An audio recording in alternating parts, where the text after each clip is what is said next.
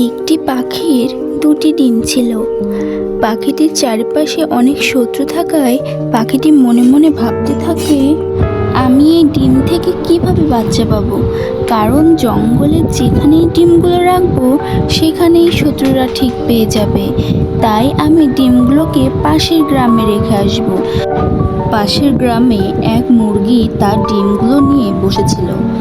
যে মেয়েটি মুরগিটিকে পালন করত সে মুরগিটিকে বলল, এতদিন হয়ে গেল তাও কেন তুই বাচ্চা দিচ্ছিস না? এরপর মেয়েটি মুরগিটিকে খাবার দিয়ে সেখান থেকে চলে যায়। তখন মুরগিটি ভাবতে থাকে, আমার মালিক তো দেখছি বড্ড লোভী, ডিম নিয়ে বসতে না বসতেই বলে ছানা চাই। তখন মুরগিটি ডিম থেকে উঠে খেতে শুরু করে।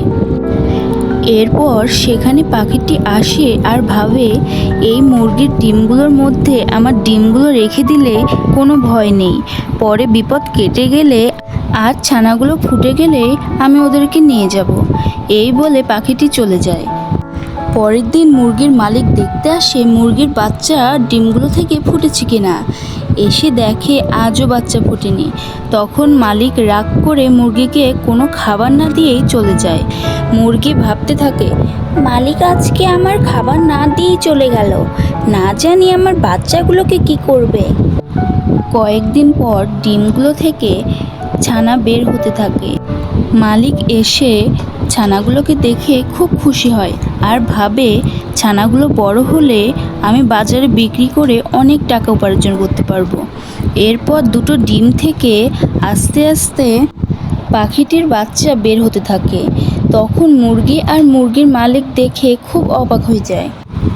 পাখির বাচ্চাগুলো মুরগিকে মা বলে ডাকতে থাকে, কিন্তু মুরগিটি বলে, আমি তোদের মা না, কারণ আমার আর তোদের চেহারা একদম আলাদা।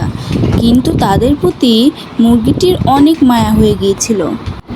কিছুদিন পরে পাখিটি তার বাচ্চার খোঁজে আসে আর দেখে তার বাচ্চাগুলো মুরগিটির কাছে সুরক্ষিত আছে। তখন পাখিটি তার বাচ্চাগুলোকে বলে, আমি তোদের মা। আর মুরগিটিকে বলে, আমার ডিমগুলো তোমার কাছে না বলেই আমি রেখে গিয়েছিলাম, কারণ আমার চারিপাশে অনেক শত্রু থাকার কারণে আমি অনেক ভয়ে ছিলাম।